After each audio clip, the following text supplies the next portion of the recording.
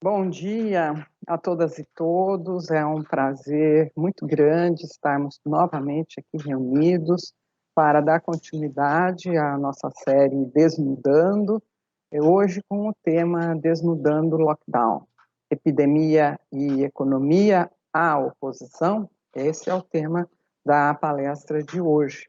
Este evento que é realizado pela Escola de Magistrados da Terceira Região, a EMAG, e conta com a coordenação da doutora Márcia Hoffmann, do Amaral e Silva Turri, que hoje conduzirá a palestra, o evento, ela que é a grande idealizadora dessa série e deste episódio de hoje e também de amanhã. Também na coordenação, a juíza federal Renata Andrade Lotufo, a desembargadora federal Inês Virgínia e eu, que sou diretora da Escola Terezinha Caserta. Esse evento nós estamos realizando desde o ano passado, os Desnudando, já tivemos preconceitos, já tivemos gênero, já tivemos também a questão das fake news, e agora vamos falar de lockdown, o tema do momento, né?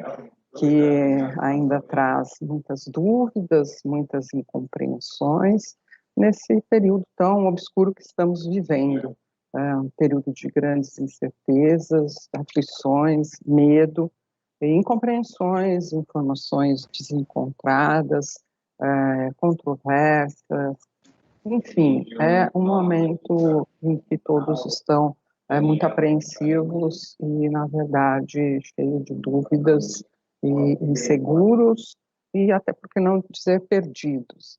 Então, nós vamos procurar deitar alguma luz sobre esse tema, sabendo que não o esgotaremos, mas trazemos aqui a visão da economia, a visão da medicina, para debater, e vamos contar, obviamente, com a colaboração do nosso público, que tem sido muito fiel, nos acompanhando, enviando as suas perguntas, que são muito bem-vindas. Hoje, comandará o evento a doutora Márcia Hoffmann, a quem eu já passo a palavra de imediato para dar início aos trabalhos, porque sei que todos estão ansiosos, aguardando todas as informações e as discussões que virão. Doutora Márcia. Muito obrigada, doutora Terezinha. Bom dia a todos. Inicialmente, nós gostaríamos de pedir que todos mantivessem, é claro, a não ser o nosso caro convidado, a câmera desligada e o microfone também desligado. Nesta semana em que a Fiocruz aponta o maior colapso sanitário e hospitalar da história do Brasil, em que o Copom eleva a Selic para 2,75%, em que o Brasil bate novo recorde de mortes diárias por Covid-19, a EMAG traz os mais conceituados profissionais para debater, desvelar diferentes aspectos de um tema que está na ordem do dia. Bem-vindos ao Desnudando Lockdown. Perguntas e comentários no chat serão bem-vindos. Por favor, escreva o nome de quem pergunta, e a pergunta a quem dirigida será reservado um tempo ao final para respostas. Hoje, nossa, eu perdi aqui o meu roteiro.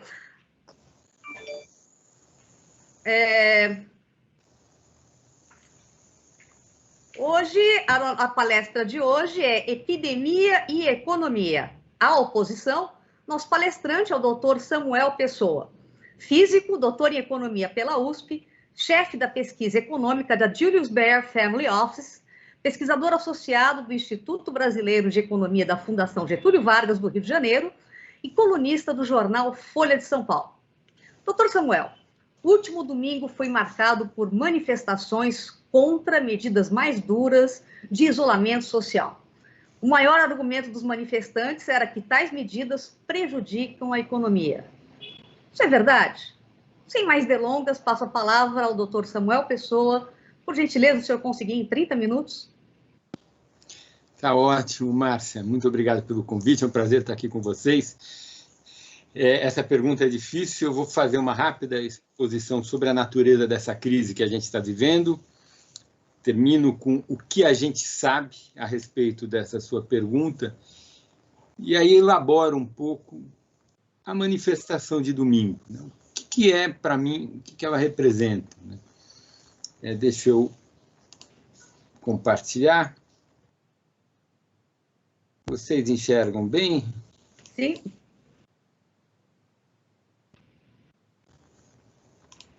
Vamos aqui. Eu preparei alguns poucos slides, não é muita coisa, eu, em geral não me dou muito bem com essa tecnologia de slide, eu prefiro falar, mas acho que ajuda a gente entender. Para falar dessa crise econômica que é produzida por uma epidemia, acho que é interessante a gente comparar com a crise anterior do capitalismo, né? A crise financeira global de 2008. A crise atual, ela tem a característica de ser uma crise exógena ao funcionamento da economia.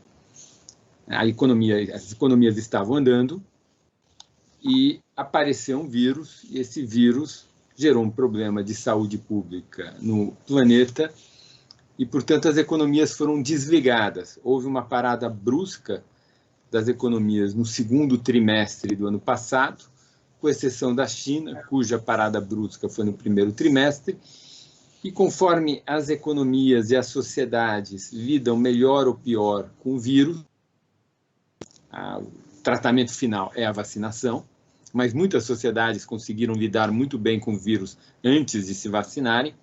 Conforme a lida com o vírus é melhor ou pior, a recuperação da economia será mais rápida ou mais lenta, é mais rápida ou mais lenta, isso nós temos visto.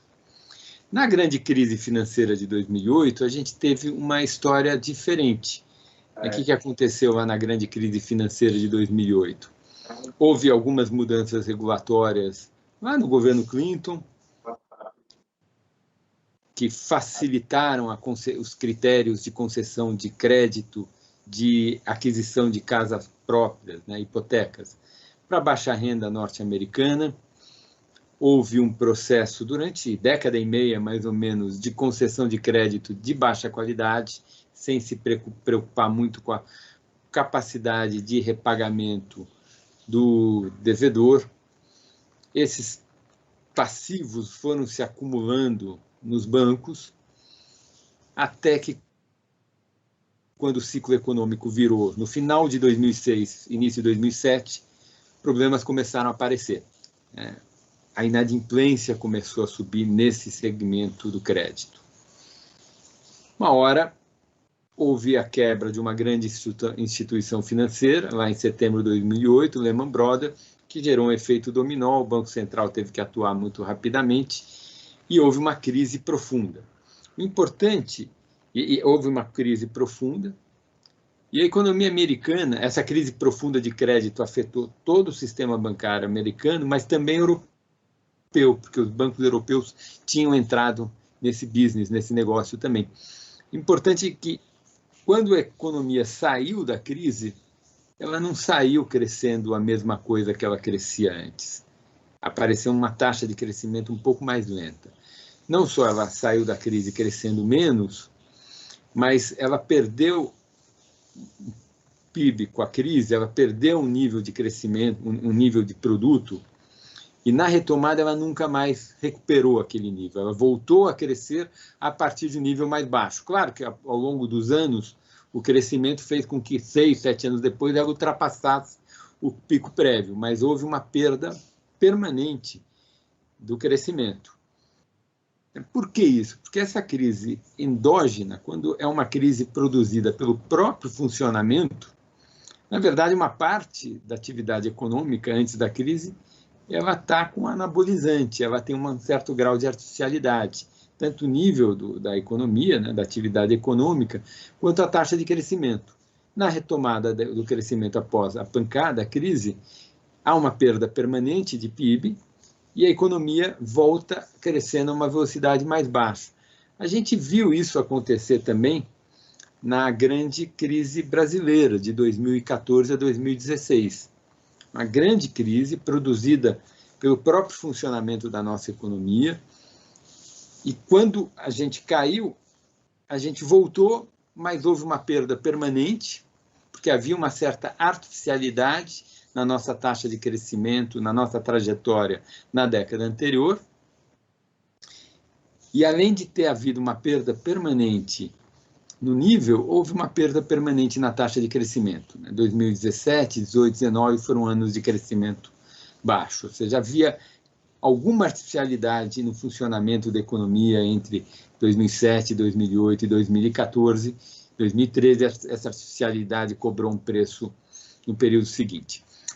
Então, só para a gente olhar o que eu estou querendo dizer, essa linha preta aqui é a trajetória da economia americana. Começa em 2013 e vai até 2015. Tivemos aquela grande crise financeira global e a economia teve uma recuperação muito lenta. Os economistas, eles têm um conceito que é produto potencial, que é quanto a economia consegue produzir, quanto ela consegue produzir em condições normais de temperatura e pressão. Esse tracejado aqui, gente, era a trajetória do produto potencial prevista pelo órgão do Senado, do Congresso americano, que é responsável pelo orçamento, o CBO. Então, o CBO, em 2007, previa que a trajetória do produto potencial americano fosse essa. E aí, em 2014, esse autor, o John Fernand, que é um técnico do Banco Central norte-americano, da unidade de São Francisco, do Banco Central norte-americano, ele calculou que o produto potencial fosse essa tracejada aqui. Então, se a gente comparar as duas, o cálculo que o CBO tinha feito em 2007 e a revisão que o John Fernand fez em 2014, a gente vê que houve uma perda de quase 8%, 7,5% permanente. Ou seja, havia um grau de artificialidade nos anos anteriores que cobrou seu preço à frente. Além disso, a economia passou a crescer a uma velocidade um pouco menor. Isso que acontece quando há uma crise muito profunda e uma crise produzida pelo próprio funcionamento do sistema econômico. É um monte de número, eu vou dizer, não preciso olhar esses números aqui, eu vou só dizer. O que é isso aqui?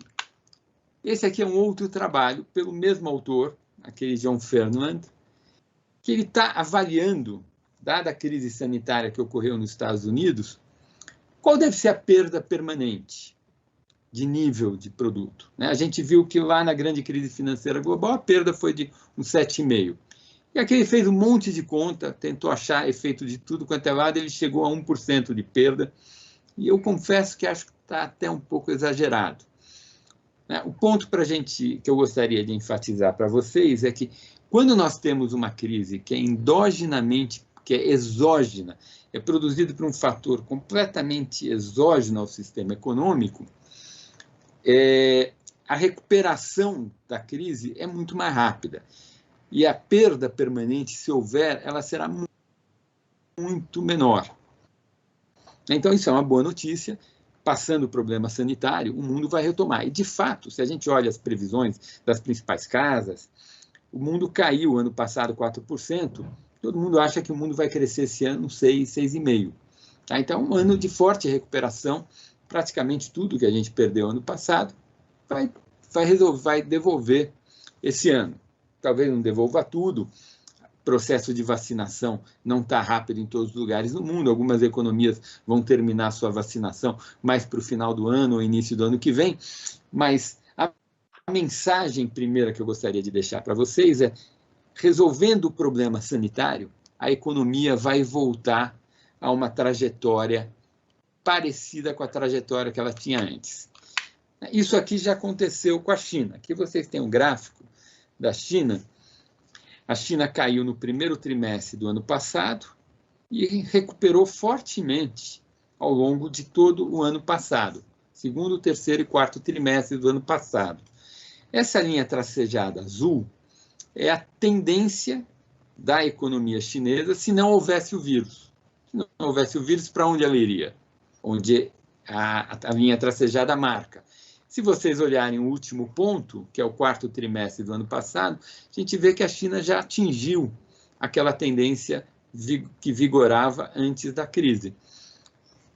Também podemos olhar as previsões para a economia americana. Aqui eu peguei a previsão do Deutsche Bank, mas ontem mesmo houve a reunião do Banco Central norte-americano, na verdade houve a reunião do Comitê de Política Monetária do Banco Central norte-americano, e a gente soube as previsões lá dos membros do Copom americano, né? Chama FONC lá.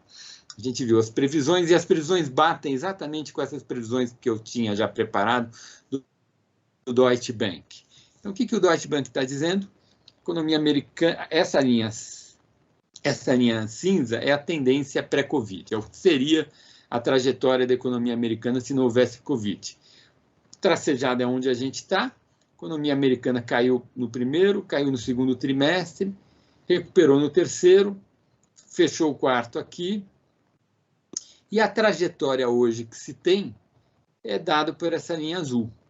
Houve uma revisão para cima, hoje tem uma visão muito mais otimista, isso está associado à eleição de um presidente democrata com maioria nas duas casas, ou seja, o fato de haver um governo de maioria, e esse governo de maioria ter aprovado um incentivo fiscal muito substancioso, de 9% do PIB, para estimular a economia. A economia americana deve crescer esse ano 6,5%. Aí, com isso, ela vai atingir, vai até ultrapassar um pouco a tendência que vigorava antes da crise. Um cenário muito diferente do cenário dessa figura aqui. Então, esse era o primeiro fato que eu gostaria de enfatizar aqui para vocês. Uma dose de otimismo no meio de tanto pessimismo. Segundo fato curioso, que é sobre a natureza do Brasil, né? Como que a gente é. Vocês veem nesse gráfico, tem essas barrinhas. Barrinhas, em geral, são cinzas, tem algumas barrinhas em amarelo e tem a barrinha em vermelho, que é o Brasil. O que representa cada uma dessas barrinhas? A gente lê na coluna da esquerda, é um número em proporção do PIB. A variável que está representada nessa barrinha é o gasto fiscal por medidas ligadas ao combate à epidemia, ao alívio da epidemia, que considera tanto aumento de gasto, como foi o caso no Brasil do auxílio emergencial, desonerações tributárias e um cálculo do gasto que o Tesouro vai ter, porque ele deu garantia a empréstimos que foram necessários. Então, soma tudo isso, calcula como proporção do PIB. O que a gente vê é que o Brasil, dos países da América Latina, aquelas barrinhas amarelas são os demais países da América Latina. Barrinha vermelha é a nossa. A gente vê que o Brasil, na América Latina, é o país que mais gastou. A gente gastou uns 12% do PIB nessa base de dados do FMI. Então, é interessante isso, porque a gente tem hoje no Brasil um governo considerado liberal de um presidente de extrema-direita, né? Certamente é um presidente de direita, muitas pessoas classificam o presidente Jair Bolsonaro como de extrema-direita. Eu não sou cientista político, não tenho muita condição de emitir opinião aqui, mas me parece acertada essa classificação do presidente Jair Bolsonaro como presidente de extrema-direita. Não obstante isso, o Brasil, no continente, disparado, foi o país que mais gastou com medidas de sustentação e de alívio da epidemia. Tá? Isso fala um pouco sobre a gente, né, para a gente pensar. Com isso, vamos discutir um pouco como tem sido a economia brasileira. Aqui a gente tem a trajetória do PIB brasileiro, cada pontinho é um trimestre, os dados são trimestrais. A gente vê, o primeiro dado eu coloquei no primeiro trimestre de 2014, que é o último trimestre antes do início da grande crise brasileira. A grande crise brasileira foi datada pelo CODACE, da Fundação Getúlio Vargas, como tendo iniciado no segundo trimestre de 2014 e ido até o último trimestre de 2016, como eu havia dito para vocês. Houve uma perda grande de produto, a gente sai de um nível 175 para o nível 163, mais ou menos, é uma perda de quase 8%, e aí a gente nunca mais recupera essa perda. A gente volta crescendo lentamente até o quarto trimestre de 2019, que é esse ponto. Primeiro trimestre de 2020, já no mês de março, a epidemia bateu forte, caímos, aí tivemos uma perda muito grande no segundo trimestre, e a recuperação no segundo semestre foi uma recuperação em V. a economia caiu 4,1%. Mais importante é a comparação da posição final da economia, que é essa última bolinha, com o quarto trimestre de 19, que é essa aqui, antes da epidemia. Tá? Esse ponto está 1,1% abaixo da posição antes da epidemia chegar aqui, que é o último trimestre do ano de 2019. Então, foi um resultado muito melhor do que se imaginava. Muitas pessoas dizem que esse resultado muito melhor deve-se ao auxílio emergencial, ao gasto público. Faz sentido essa alegação. Mostrei para vocês que o Brasil foi o país que mais gastou no continente americano, latino-americano, não é continente, nos países da América Latina. Mas quando a gente faz estudos mais rigorosos, esse resultado ainda não é consenso, ele não aparece em estudos mais rigorosos. Evidentemente, gente, tem um problema dramático, tá? Que é um problema que afeta todo formulador de política econômica. A gente tem discutido muito a ciência, a gente tem discutido muito os protocolos, e tudo isso faz sentido, principalmente quando a gente tem um governo negacionista.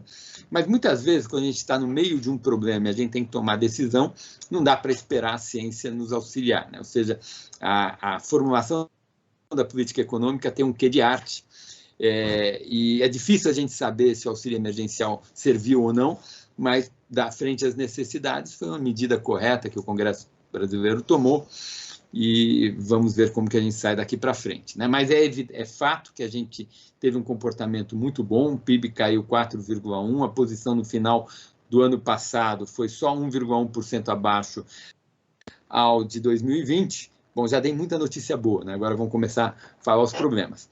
Qual é o maior problema? Se a gente pega as aberturas do PIB, a recuperação foi muito desigual, muito desigual. Tem um setor que não voltou quase nada. Qual é o setor? O setor afetado pelo distanciamento social é o setor afetado pelo vírus. Outros serviços. Outros serviços, gente, responde por 15% do PIB. E no final do ano passado, outros serviços estava 10% abaixo de outros serviços no final de 19. Ora, alguma coisa que está 10% abaixo e representa 15% do PIB, só esse setor explica 1,5 pontos percentuais de perda do quarto trimestre do ano passado contra o quarto do ano anterior. Eu disse que a gente fechou com 1,1% de perda. Ou seja, esse setor só explica mais do que esse 1,1 porque teve setores que já superaram esse nível. Por exemplo, a indústria de transformação teve uma recuperação muito boa, porque houve um boom da indústria, a indústria teve que atender a uma demanda muito forte que apareceu. Também é um fato que a gente não entende direito, mas quando a gente olha os números, aparentemente essa demanda é uma demanda da Covid. O que é uma demanda da Covid? Nós todos ficamos em casa fazendo quarentena, então gerou uma demanda imensa para melhorar a qualidade da sua casa. Todo mundo trocou computador, todo mundo melhorou suas cozinhas, porque a gente ficou cozinhando em casa. Houve uma demanda por trocar colchão, interessante isso. Uma demanda por alguns tipos de alimento que se consomem mais quando se cozinha em casa, por exemplo, se é típico arroz com feijão. Quando a gente come na rua, não se come tanto arroz com feijão, mas quando se cozinha em casa, a demanda por arroz e feijão aumenta, e assim sucessivamente. Ou seja, o setor que ficou para trás, ele só vai recuperar quando a gente vacinar. Portanto, a partir desse ano, a economia ela vai andar de lado, gente. A gente vai ficar andando de lado aqui. Então, a gente não vai ter uma grande recuperação até que a gente vacine a economia.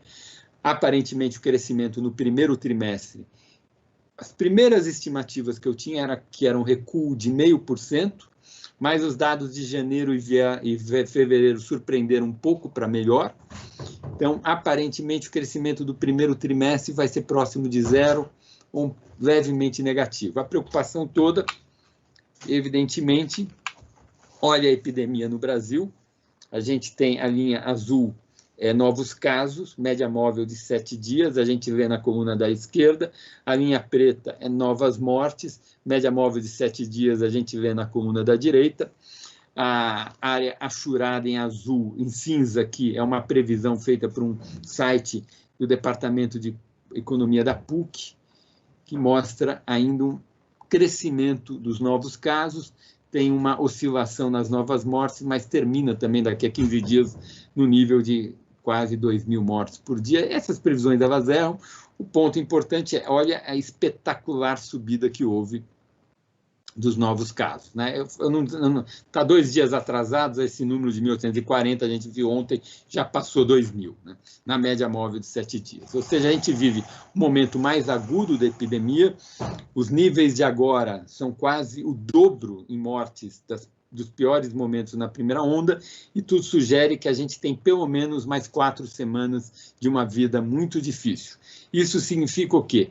Que provavelmente a atividade econômica no segundo trimestre desse ano vai ser muito ruim. Eu não sei quanto de ruim, mas certamente não vai ter essa recuperação de outros serviços. Isso ficou, se vier, para o terceiro trimestre desse ano. Portanto, a atividade econômica está sofrendo muito. E, para terminar, eu queria tentar responder a pergunta que foi feita, no que a gente pode responder. Será que a gente aprendeu alguma coisa com a experiência internacional? Gente, isso ainda é muito exploratório, porque é um fenômeno que está acontecendo agora. A gente não sabe direito.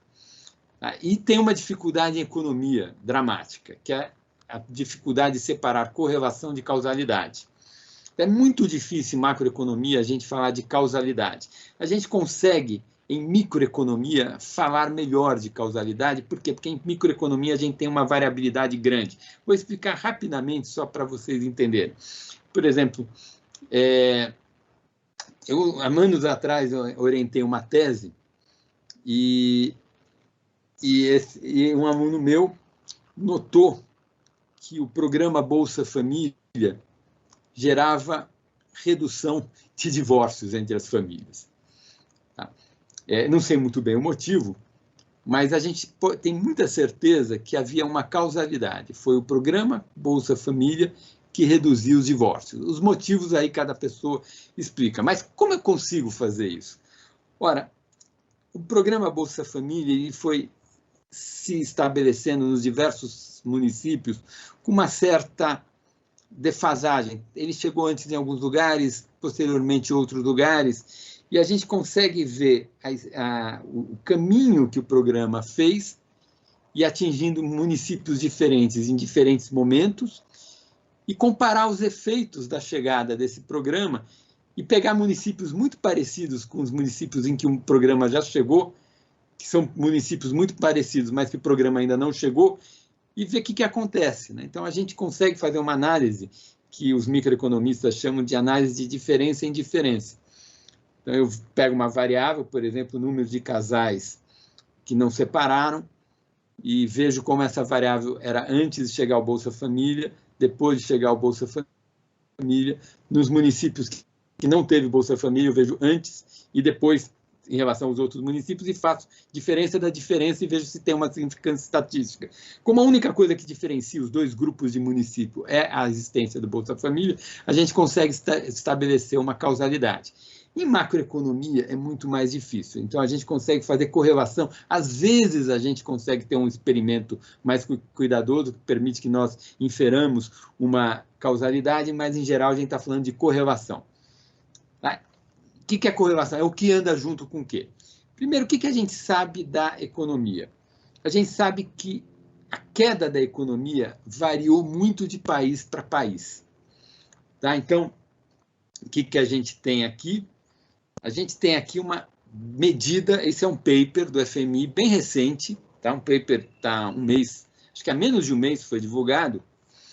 Tudo que a gente vai falar agora vai ser recente, né? Porque as pesquisas estão sendo feitas agora. Então, os pesquisadores criaram a seguinte variável, surpresa de crescimento. O que é surpresa de crescimento? No final do ano de 2019, o FMI tinha uma expectativa de crescimento para o primeiro semestre dos países. Então, tinha expectativa e tem o que aconteceu. Então, a surpresa de crescimento é para cada país da amostra a diferença entre a expectativa do FMI no final de 2019 e o crescimento que ocorreu de fato no primeiro semestre. E aí tem países que a frustração de crescimento foi 40%, países que quase não houve nenhuma frustração de crescimento. E isso é a função distribuição dessa variável, frustração de crescimento. Então, eu posso dizer que uma quantidade, o grosso dos países estavam aqui. A frustração de crescimento foi entre 20% e 10%. Mas teve alguns poucos países, medido por essa, foi entre 40% e 30%. Então, a frustração de crescimento ocorreu para todo mundo, mas ela ocorreu de forma muito diferente. Teve alguns países que houve muita frustração, outros países que houve pouca frustração. Então, a pergunta é, será que eu consigo pegar um conjunto de variáveis e estabelecer a correlação dessas variáveis com a frustração? Então, é isso que eles fizeram. E eles identificaram aqui, gente. Tá? Então, tudo que eu preciso explicar para vocês agora, essa figura, não é muito complicado. Aqui tem as diversas variáveis que, depois de rodar milhões de regressão, mas é milhão mesmo, tá? Da ordem de milhão. Aí você pega um monte de variáveis, tem um mecanismo, tem um software que faz isso, vai selecionando um monte de variáveis, subconjuntos das variáveis, e vai rodando regressão e vai vendo o que é robusto, quais são os resultados robustos. E o que é robusto é que as variáveis que se correlacionam com frustração de crescimento são o nível do PIB per capita. Quanto menor a renda per capita, mais o país sofreu. A ideia é que país muito pobre não tem sistemas de saúde bons, então tem mais dificuldade. O segundo item, isso tem a ver com a pergunta que me foi feita, é o indicador de fechamento da economia, então quem fechou mais caiu mais. O terceiro item é mortes, morreu mais, caiu mais. E é surpreendente que esses dois itens têm o mesmo tamanho, já vou te explicar o que é esse tamanho. Mas então, nível de renda per capita, indicador de fechamento da economia, mortes, democracia, a gente viu que as democracias têm problemas de coordenação em momentos dessa natureza. Evidentemente, todo mundo que tem muito turismo, Portugal, Espanha, Itália, Caribe, teve uma perda muito grande, porque a primeira coisa que a epidemia faz é acabar com o turismo. Economias mais flexíveis de crédito, é difícil interpretar isso, mas apareceu na regressão deles. Quem estava crescendo muito sofreu mais. Claro, né, porque o FMI lá em 2009 projetava um crescimento bom para quem vinha crescendo muito e a frustração um pouco maior por conta disso. E o estímulo fiscal tem um impacto, mas é um impacto pequenininho. Bom, o que esse número significa? Significa o seguinte: eu tenho lá essa variável que se correlacionou com surpresa negativa no crescimento. Eu vou selecionando os países do mais pobre ao mais rico. Então, o que esse efeito está dizendo aqui é 6%. Então, essa barrinha está dizendo que esta variável está associada a uma surpresa negativa de 6%. Mas o que dessa variável? É o seguinte, quando eu pego um país, um PIB de renda média baixa, e considero um PIB de renda média alta. Então, calculo a variação da renda per capita de um país de média baixa para média alta. O que acontece com a surpresa negativa de crescimento? Fica 6% menor. A mesma coisa, eu pegar um índice de um país que restringiu pouco para um país que restringiu muito, no primeiro semestre, dá uma queda de 4,5%. Países com poucas mortes, países com mortes muito abaixo da média, muito acima da média, dá uma queda de 4,5% também. Então, países pouco democráticos, muito democráticos, pouco democrático, quando eu saio do muito democrático para pouco democrático, a queda é 4 pontos percentuais menor. Ter muito turismo gerou 4 pontos percentuais a mais e assim sucessivamente.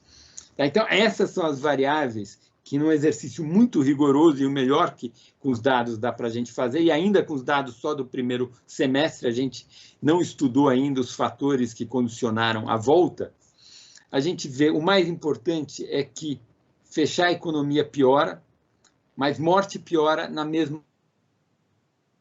Então, o ideal que sai daqui é que se faça um fechamento rápido para eliminar o vírus e que depois a gente conviva com o vírus sem que ele volte. A China fez isso, a Nova Zelândia fez isso. Os dois países fizeram isso. Um fechamento muito estrito durante um curto intervalo de tempo, o impacto sobre o crescimento não vai ser muito alto. Aí você elimina o vírus e faz, depois disso, uma política de contenção do vírus, que é muito mais difícil, que alguns lugares conseguiram, outros não. Porque o importante é eliminar a morte. Não só é importante eliminar a morte, porque a vida é o bem mais importante que existe, mas também é importante eliminar a morte, porque morte tem um impacto horrível sobre o crescimento econômico, sobre a atividade econômica.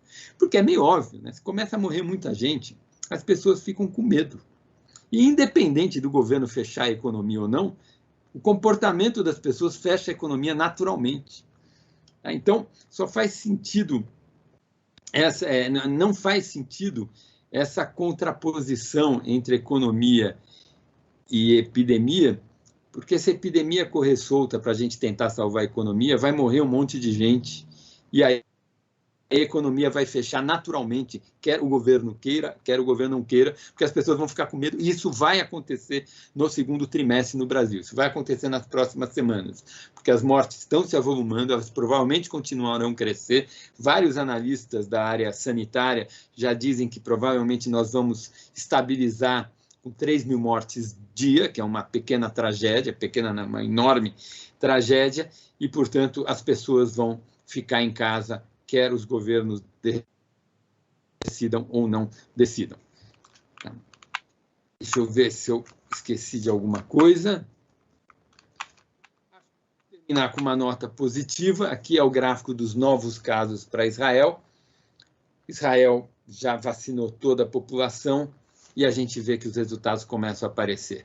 Provavelmente mais uma semana e meia, 2, a epidemia deve desaparecer em Israel. Esperemos que a gente tenha acesso à vacina e que superemos essa enorme tragédia. Com isso, eu termino a minha fala inicial. Fiquei dentro do meu tempo. Muito obrigado pela atenção de vocês. Doutor Samuel, muito obrigada. Estou aqui extasiada com sua fala. Eu queria fazer mais uma provocação aqui, se o senhor me permitir. Nós estamos, basicamente, com o público, em sua imensa maioria, de funcionários públicos. E é uma questão que muito nos angustia.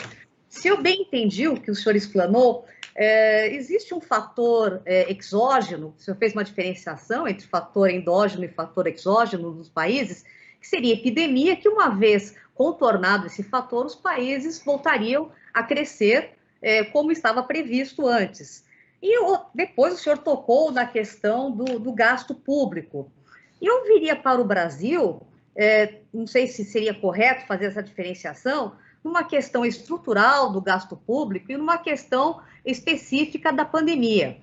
A mídia vem tratando a reforma administrativa como essencial para a retomada do investimento do Estado.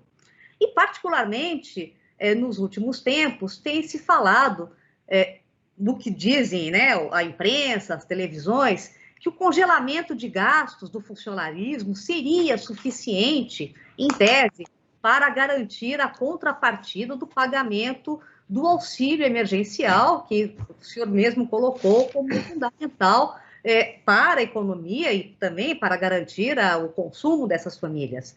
E como o senhor vê essa questão, se é real, se não é, enfim, ou nós somos o bode expiatório da vez, ou realmente seria necessário fazer este sacrifício com o funcionalismo público?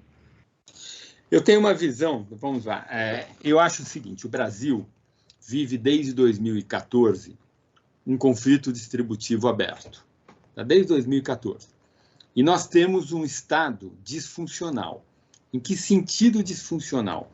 Nós temos um Estado em que os nossos representantes no Congresso Nacional votaram uma estrutura de Estado, gastos, benefícios, regras para setor privado, para setor público, que gera uma série de obrigações para o setor público.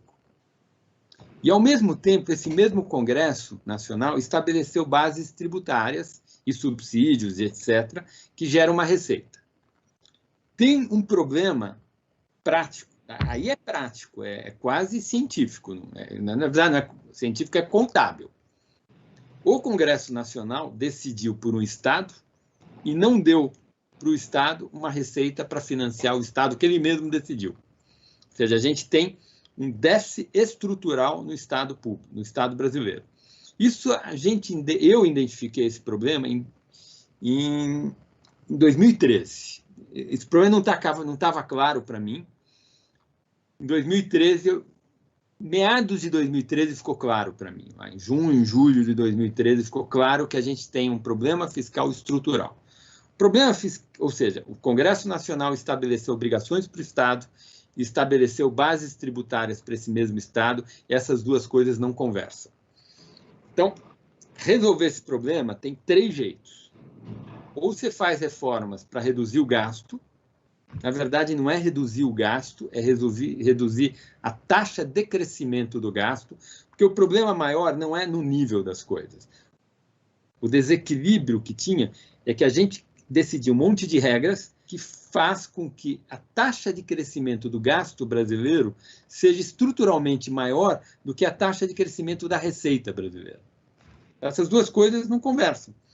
Então, ou a gente faz reformas para reduzir a taxa de crescimento do gasto, ou a gente faz reformas para elevar a taxa de crescimento da receita. Tem que fazer as duas coisas. Tem que escolher. Pode fazer as duas, inclusive. Elas não são incompatíveis. Né? E taxa de crescimento da receita você pode fazer com reformas que aumentem impostos sucessivamente ou com reformas que reduzam subsídios, desonerações. Também pode fazer. Então, esse é o problema contábil. Isso não dá para discutir. É um fato. A gente demorou. Por que eu demorei tanto? Por que eu só notei isso em meados de 2013? Isso é uma questão interessante. Porque durante uns 10 anos, que vai lá de 2000 até 2011, durante esses 10 anos, a receita cresceu muito por fatores que não iam se repetir. 2 fatores.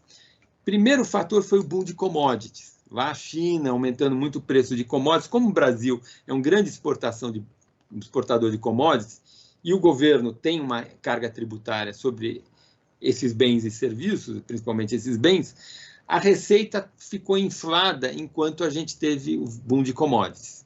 Outro fenômeno é que durante 10 anos nós tivemos um longo processo de formalização da mão de obra. Quando eu formalizo um trabalhador, eu gero mais impostos, porque o trabalhador vai pagar a contribuição para a Previdência, vai pagar imposto de renda, for uma renda maior e assim sucessivamente. Esses processos terminaram lá por 2010, 2011. E aí apareceu o nosso problema fiscal estrutural, que é contábil. É um Estado que é estruturalmente deficitário. E a gente tem que resolver isso. A questão da reforma administrativa, no meu entender, ela teria que priorizar, o foco dela não deveria ser o gasto. O gasto também é importante, a gente tem que eliminar desperdícios. Outro dia, na Folha, tinha uma notícia sobre remuneração do judiciário de alguns desembargadores, acho que foi ontem ou antes de ontem, com valores muito elevados. Me parece que aquilo não faz sentido em nenhum lugar do mundo. Então, essa é uma agenda, a gente sabe que tem um projeto de lei para fazer com que o teto do funcionalismo seja aplicado, mas isso é outra discussão. De maneira geral, a reforma administrativa deveria ser uma reforma com o objetivo de aumentar a eficiência do funcionamento da máquina pública. O Brasil gasta bastante com o seu Estado. Se eu somar tudo que a gente gasta com aposentadorias e pensões de servidores e salários, é muito, é quase 15% do PIB. Poucos países gastam tanto com o servidor público quanto a gente gasta. Aí tem toda uma discussão. Será que a gente gasta muito porque tem servidor demais? Ou a gente gasta muito porque o salário é alto demais? Ou uma combinação? Parece que não tem servidor demais. Eu já vi os dados de comparação internacional. O Brasil não tem servidor demais. Então, parece que tem um problema na estrutura salarial. Os salários dos servidores públicos no Brasil são muito maiores do que equivalente a outros lugares do mundo, dada a realidade do país. Se isso for verdade, tem outra questão. Isso acontece em todos os poderes ou em alguns poderes? Isso acontece nos 3 níveis da federação ou não? Então, todas essas questões precisam ser discutidas E eu acho que tem um problema de incentivo no setor público, sim. Quer dizer, eu acho que concurso público com uma estabilidade ilimitada como é hoje, eu acho ruim. Eu acho que talvez para algumas pequenas carreiras de Estado, eu penso que para juiz e talvez fiscal da Receita e talvez Exército, mas não para outras. Quer dizer, essa ideia de que a estabilidade é ilimitada, eu acho que enrijece, né? Eu pergunto para vocês, imagina um Estado que tem uma certa estrutura de gastos. Aí tem uma crise econômica, a gente descobre que o país é permanentemente mais pobre. Aconteceram coisas. Ficou permanentemente mais pobre. Tem que passar toda essa conta para o setor privado, na forma de aumento de tributação, para manter a estrutura do Estado intacta? Eu acho que não. Acho que a gente tem que ter um mecanismo de mediação que, quando ocorrem choques muito grandes e a estrutura de receita do Estado muda muito, tem que ter algum mecanismo de ajustar esse empobrecimento do país para o setor público também. Eu acho que isso é ruim do jeito que a gente está.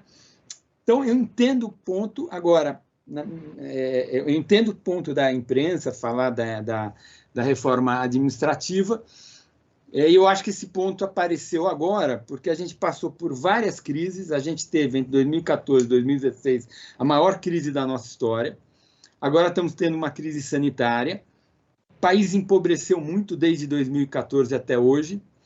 E o setor público passou uma parte grande demais dessa conta para o setor privado na forma de aumento de impostos, mantendo a sua estrutura de gastos absolutamente intacta.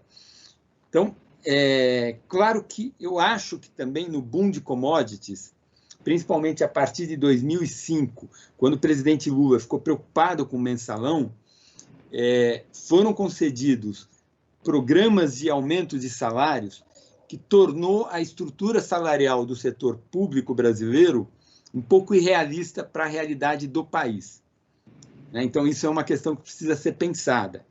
Então, acho que o erro que a gente cometeu foi lá atrás. Quando teve o boom de commodities, a gente deveria ser um pouco mais parcimonioso na estrutura de aumentos e nas contrapartidas que a gente pede para os servidores. Mas, de maneira geral, Márcio, eu acho que a reforma administrativa ela deve objetivar não redução de gasto, mas objetivar aumento da eficiência do setor público na oferta de serviços públicos para a população. Falei um monte de coisa, gente. Foi maravilhoso. Obrigada, doutor Samuel. Nós temos algumas perguntas já do nosso público. A primeira pergunta é da Marisa Costa Miranda, que ela pergunta o seguinte: essas pesquisas estão disponíveis ao público em geral, as pesquisas que o senhor mencionou? No caso afirmativo, onde podemos satisfazer a nossa curiosidade? Não, tudo isso que eu mostrei um texto, dois textos daquele técnico do Banco Central norte-americano em São Francisco, o John Ferdinand, e um texto da FMI, tudo livre, só entrar no site. Eu posso depois eu passo o link dos 3 textos, e isso pode ser divulgado, tudo conhecimento comum. Perfeito. Então, o doutor Samuel passará, a gente divulga aqui no site da IMAG, tá certo? Marisa, obrigada, doutor. Outra pergunta é da Fabiana Carla da Rosa. Ela é o seguinte: muitos brasileiros, para ficar em casa, nem que seja por alguns dias, precisam de auxílio.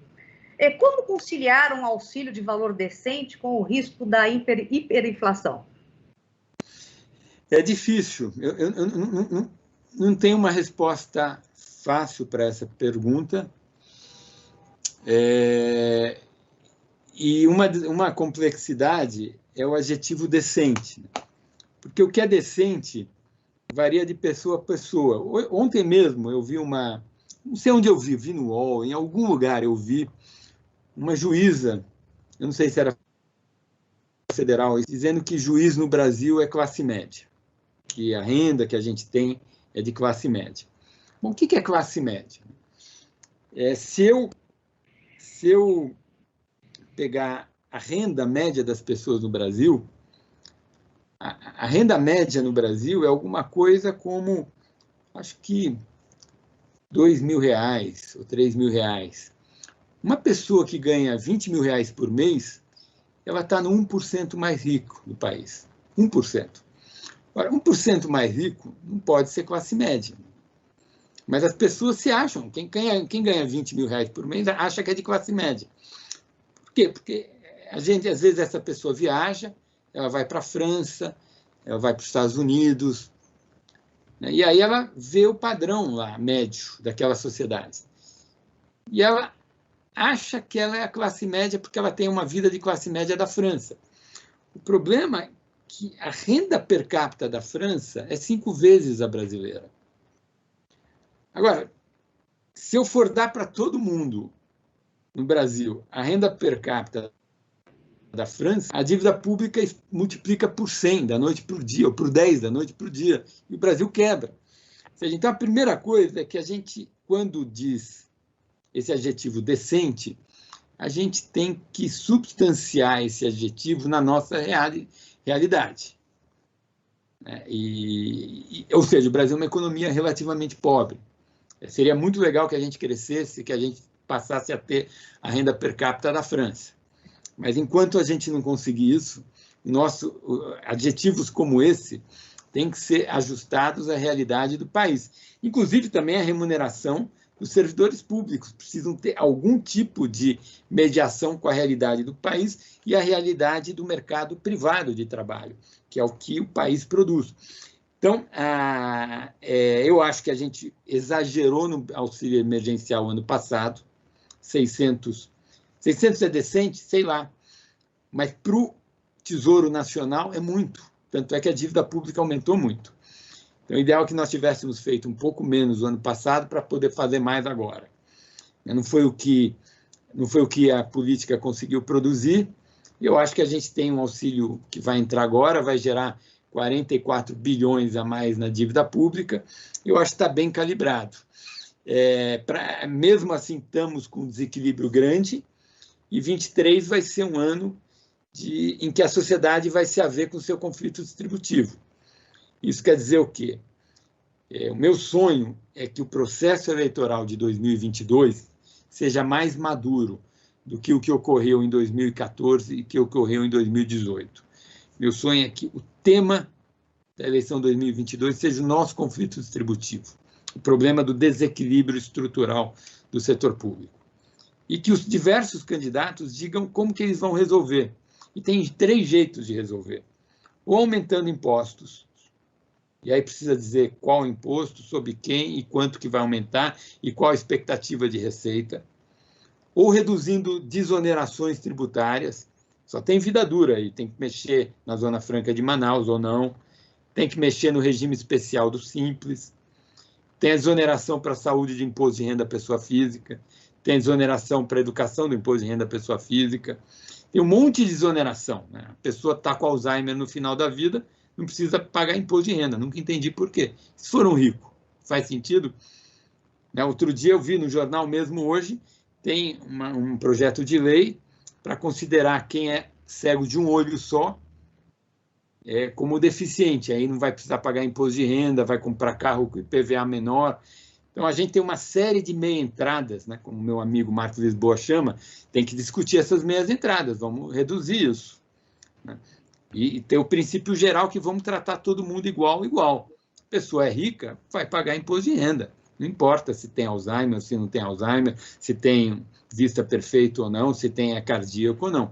Então, tem todas essas questões, ou aumento de impostos, ou redução de subsídios, ou reformas que reduzam gasto. E aí entra, evidentemente, quando a gente fala reformas que reduzam gasto, entra a folha de salário do setor público, evidentemente. Não só a folha de salário do setor público, mas entra a conta da Previdência e entra outras contas também. Aí tem que fazer essa reforma. Tem que pensar nisso, né, Karen? Então, o ideal é que a gente converse o ano que vem como que a gente mexe nessas 3 linhas: gasto, subsídios e receita. Muito obrigada, doutor Samuel. Temos aqui um elogio da minha querida professora Elza Boatê, professora da Faculdade de Direito da USP. Tá? Parabéns, muito claro na tradução da economia. Temos também uma pergunta do Ricardo Mendonça Cardoso. É possível considerar que o isolamento dos trabalhadores para os quais é possível home office pode contribuir para preservar a atividade econômica nas atividades em que isso não é possível? Não há a menor dúvida disso, né? Quer dizer, quem puder manter o teletrabalho e contribuir para o distanciamento social e dar a sua contribuição para que o espalhamento do vírus diminua, deve fazê-lo, e todo empresário deve estimular que isso aconteça com seus trabalhadores, seus colaboradores. O setor público tem um monte de áreas que dá para se manter o home office. Acho que praticamente tudo no judiciário a gente pode fazer à distância, e acho que isso tem que ser estimulado. Opa, muito obrigada. Tem uma pergunta aqui da Fernanda do Amaral e Silva Turri, que também é conhecida como minha filha. Ela pergunta o seguinte: como a subnotificação e pouca transparência nos dados afeta a economia, além de, claro, afetar uma decisão sobre o lockdown?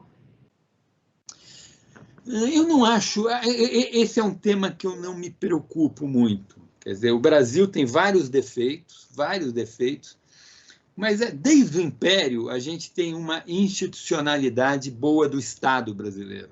A gente tem boas estatísticas, e acho que isso é tradicional. Isso diferencia, por exemplo, o Brasil um pouco do resto da América Espanhola. A gente sempre teve um Estado mais ou menos organizado, a gente sabe, e acho que apesar das subnotificações, esses problemas todos ocorrem, a gente acompanha relativamente bem a epidemia. A gente tem dados para o país, por estado, por município, tem boas bases de dados de nível de ocupação dos hospitais. Então, acho que a gente está bem informado sobre a tragédia que está se abatendo sobre o nosso país. Obrigada. Um comentário do Anderson Camargo, que ele acha que é complexo essa questão do auxílio, muito para quem paga e pouco para quem recebe, com certeza, mas o doutor Samuel já equacionou essa questão.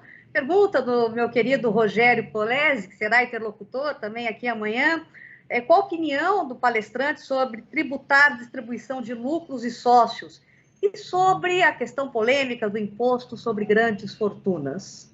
Ótima questão, Márcia. Agradeço ao espectador por fazer essa pergunta. Essa é uma pergunta que é difícil, mas dá para responder perfeitamente, não tem nenhum problema. Então, vamos lá. A gente tem 3 regimes tributários. Vou primeiro responder a questão. Deixa eu começar com o imposto sobre grande fortuna, que é mais fácil. Depois eu vou para dividendos, que tem sutilezas, requerem um esclarecimento maior. Imposto sobre grande fortuna é um imposto que, do meu ponto de vista, tem um custo tributário muito grande. Porque você tem que fazer todo ano o inventário da riqueza da pessoa, né? Eu olho a experiência internacional. Nos últimos 15 anos, vários países deixaram de adotar esse imposto. Hoje, esse imposto é adotado em 3 países. Acho que 3 países. Ele arrecada, na Suíça, 1% do PIB, e nos outros 2 países, acho que Espanha em um terceiro, 0,5% do PIB. Então, primeiro, a gente tem que ter uma ideia. Quanto que esse imposto pode arrecadar? Se for o caso suíço, 70 bilhões de reais. Se for o caso dos outros 2 países, 35 bilhões de reais. É disso que a gente está falando. Longe de ser um troco, tá? Longe de ser um troco. É um valor importante. Mas não é uma quantia gigantesca. Agora, eu não tenho nenhuma restrição ideológica a imposto sobre grandes fortunas. A impressão que eu tenho é que é um imposto que o custo tributário não justifica a introdução desse imposto. Mas é uma questão para os tributaristas discutirem e para o Congresso Nacional. Inclusive, ele já é permitido constitucionalmente, é só uma questão de regulamentar. Um imposto sobre dividendos, o que a gente tem, gente? A gente tem 3 regimes tributários. A gente tem aquelas empresas que operam no lucro real. Temos as empresas que são as PJs, né, que operam no regime de lucro presumido, e temos as empresas que estão no simples. As empresas que estão no lucro real, elas pagam imposto sobre lucros. Por que a gente optou por isentar a distribuição de dividendos? Porque a gente fez uma opção que a Receita fez para reduzir o custo operacional dela, que é tributar na cabeça, é tributar o lucro no fato gerador dele. Então, a gente tributa na empresa. E a tributação na empresa não é baixa. Tá? Imposto de renda pessoa jurídica, eu acho que é o quê? 22%? Uma coisa assim. Aí tem contribuição social sobre o lucro líquido, que a base é a mesma, e você chega a uma tributação legal de 34%. Se for empresa do setor financeiro ou seguradora, esses 34% sobem, acho que para 41%, 42%. Tá? Então, primeira coisa, a tributação legal das empresas que operam no lucro real é enorme. Já tem muito imposto, muito imposto. Não dá para tributar a distribuição, por quê? Porque tributa na cabeça muito. Mas existe um fato. Qual que é o fato? Existe uma diferença entre o lucro tributário e o lucro contábil. E tem uma série de mecanismos legais que fazem com que o lucro tributado fique menor do que o lucro contábil, e o imposto que é pago não são aquelas alíquotas legais que eu me referi agora, de 34% para as empresas em geral e 41% ou 42%, não me lembro exatamente o número, para as empresas do setor financeiro. Elas pagam, a última vez que eu fiz essa conta, as empresas em geral pagam alguma coisa em torno de uns 25% do lucro, e as empresas do setor financeiro pagam uns 30% do lucro. Então, a primeira coisa que precisa dizer para as pessoas é que não há isenção de imposto sobre lucro. O lucro é bastante tributado no Brasil, e se a gente simplesmente tributar a distribuição do lucro das pessoas que estão das pessoas que recebem dividendos de empresas que estão no regime do lucro real, a tributação vai ser muito alta no Brasil. Então, acho que podemos recalibrar. O que eu faria, eu reduziria o imposto de renda na pessoa jurídica, inclusive para estimular o investimento no Brasil, e passaria a tributar a distribuição. Mas eu teria que fazer isso reduzindo pesadamente as alíquotas na pessoa jurídica. Agora, o problema é o seguinte, Márcia, se eu tributar a distribuição de lucros, eu vou tributar todas as PJinhas, que pagam só 15%. E, na verdade, a injustiça maior da isenção da tributação de lucros e dividendos não está nas empresas, no dividendo do Itaú ou no dividendo da Vale do Rio Doce, não está nessas. Porque essas, como eu expliquei agora, elas na cabeça elas pagam bastante. Podem pagar mais, a gente pode até discutir isso, mas não tem essa coisa, não se paga, só o Brasil, a Estônia, isso é tudo balela. A tributação sobre lucro no Brasil é alta. A gente pode mudar a base de tributação, podemos tributar menos na pessoa jurídica e mais na pessoa física, e tem um problema, sim, de uma série de possibilidades legais em que o lucro tributado é menor do que o lucro contábil, também tem uma área para a gente trabalhar aí, mas, no meu entender, as maiores distorções não estão no lucro das empresas que operam no regime tributário do lucro real. As maiores distorções, para mim, estão nos lucros das empresas que operam nos regimes extraordinários, que é o simples e o lucro presumido. E aí, Márcia, a coisa fica super complicada. A sociedade brasileira é hiper heterogênea, né? Muito heterogênea. E o Congresso brasileiro espelha essa heterogeneidade. Em geral, um deputado do PSOL, ele tem uma cabeça muito diferente de um deputado do PSL, por exemplo, e temos aí toda a complexidade e a heterogeneidade da sociedade brasileira. Agora, o Congresso, ele se une num tema. É impressionante, é consensual, nunca entendi isso. Todo mundo vota a favor de elevar o limite para enquadramento de empresas no regime do Simples. É das medidas de maior desigualdade tributária que o Brasil tem, é o regime tributário do Simples. Tá? É uma excrescência. Um advogado abre um escritório, põe no regime do Simples e ele paga 5% ou 6% de imposto. E o resto é tudo renda dele. Se ele fosse contratado CLT, ele ia pagar, incluindo a contribuição para a Previdência, quase 50% de imposto. Então, a maior distorção nos lucros no Brasil, na tributação sobre o lucro do Brasil, não está no Itaú, na Vale, na Petro, está nas PJinhas e no regime especial do Simples. E aí a disputa política é dura. Eu dei essa longa resposta porque, em geral, as pessoas acham que tem uma coisa simples que resolve todos os problemas. Então, tem alguém muito ruim, em geral é o imperialismo, ou o capitalismo, ou os empresários, ou a grande empresa. A gente sempre acha que tem um ser meio maligno, e esse ser meio maligno que causa todos os problemas. A vida é muito mais complicada do que isso. Não há resposta simples para problemas complexos, não é mesmo, doutor Samuel? Exatamente, principalmente para lidar com conflito distributivo numa sociedade heterogênea e complexa como a brasileira. Doutor Samuel, nós temos vários elogios. Temos elogios aqui do Ricardo Mendonça Cardoso, já fez uma pergunta, da Silvia Cristina Gonçalves Moreira, do Wellington Gomes Leal, do próprio Rogério Polese. Temos um comentário aqui do Rodrigo Pinto de Lima. Infelizmente, nós já estamos avançados no nosso tempo, por nós ficaríamos o dia inteiro com o senhor, mas 1 hora o nosso evento, nós já passamos um pouco. Eu queria agradecer imensamente o doutor Samuel Pessoa, que nos honrou com a sua presença e a sua palestra brilhante.